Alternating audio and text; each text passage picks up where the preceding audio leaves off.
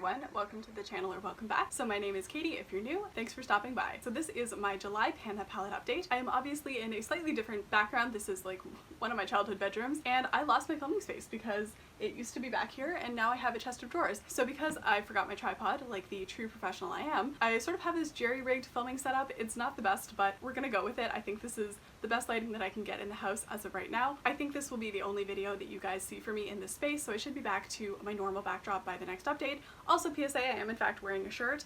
My hair is just long enough that you can't really tell.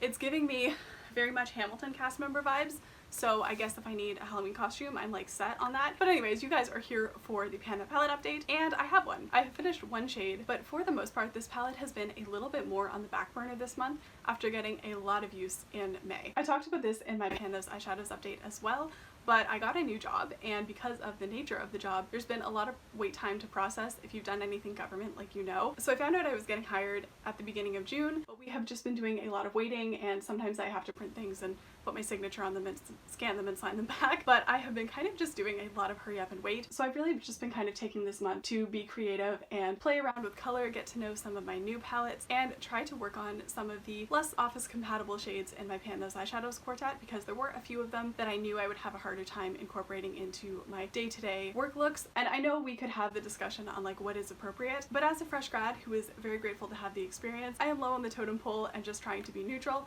I am also about to have a bunch of really early mornings, and on a physiological level, I'm not a morning person, so I can tell already that this palette is going to be getting a lot of love and getting a lot of use over the next couple of months until it's gone. Anyways, all that to say, I kind of needed to take a step back and I just wanted to prioritize other things. As soon as I got hired, I knew that this was going to be like my go-to weekday palette, so I've just been sort of prioritizing other things this month, but obviously we'll be getting back into it as usual this month. So this is a slightly different update in terms of like progress and stuff, but it is an update nonetheless, and I did finish a shade, so I wanted to talk about it. As of the last update, I had 4 shades remaining. I had repressed everything into the Mini Sublime, which is why you're only seeing me waving around this one palette instead of Mini Retro's absolutely busted packaging at this point. I had finished one shade. I had pan on the top 3 shades. I had repressed the silver in the bottom and was hoping to re-hit pan on that, and the main goal that I had for myself was to finish that gold shade. So that was kind of what my palette was looking like last month, and then this is what I'm looking like right now.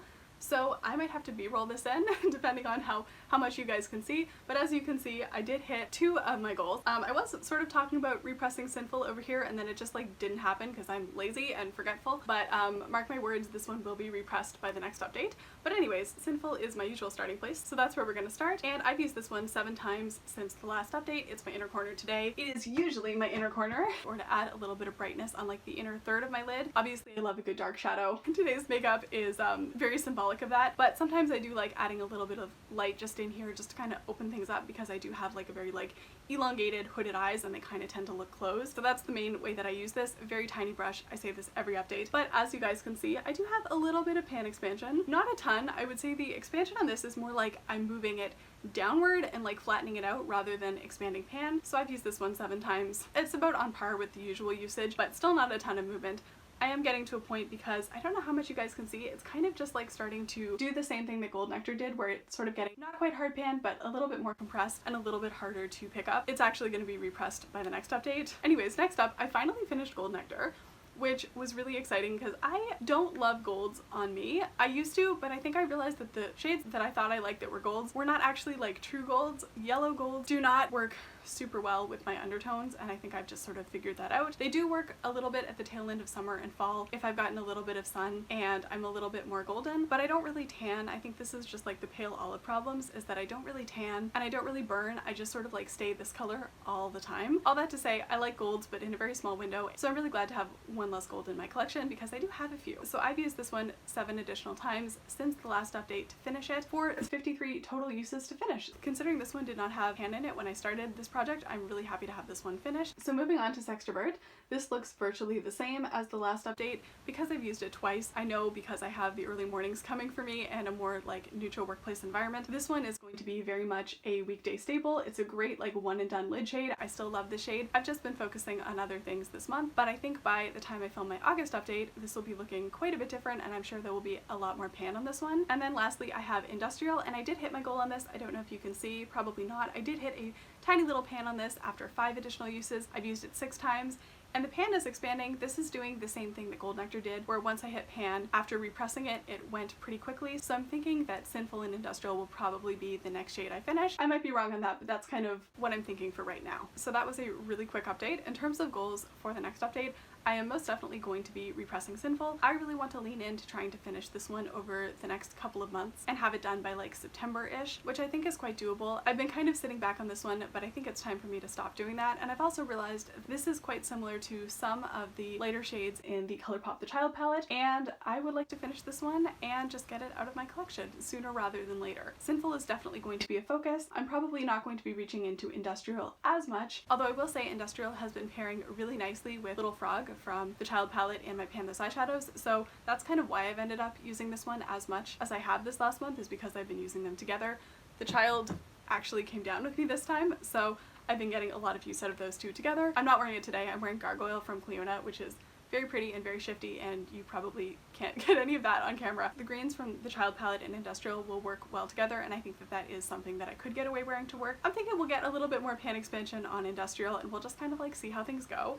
And then Sextrovert, I want to go for pan expansion. I think this, for the rest of the summer, is going to be very much a staple shade. I have a couple of basic browns that I can wear it with, like the shades from Modern Renaissance, Gemini, and I also picked up Melts 27, and that has some warm browns in it too, so I think this one will be getting a lot of use as well. I'm not going to be tracking this as much, but once I get into the lab, I think my goal is going to be to reach for this palette in some capacity, at least 4 days a week, and then we'll just kind of see how things go from there. Which brings me to my next point, which is where do I go from here? I'm getting down to a point where I'm thinking that I'm probably going to finish up Sinful and Industrial at around the same point, and then probably have Sextrovert as my last remaining shade. And as much as I'm enjoying doing this project, I want these updates to be enjoyable for you guys to watch as well. So I don't want to be filming boring things, and I don't know how interesting it'll be for you guys to have like maybe a month or so of me being down to like one shade. So I was kind of thinking of doing a similar thing as I did last year, where I sort of started next year's project pan a little bit early. So I have a couple of options, and if you guys have any opinions on this, feel free to let me know what you think. So my first option would be to sort of just continue on and work on this until it's finished. I'm thinking probably October I will be done, even if I just have my last update where I'm like, I have one shade left, this is how much I've used it, this is how much longer I think it's going to be in, and then once this palette is completely finished,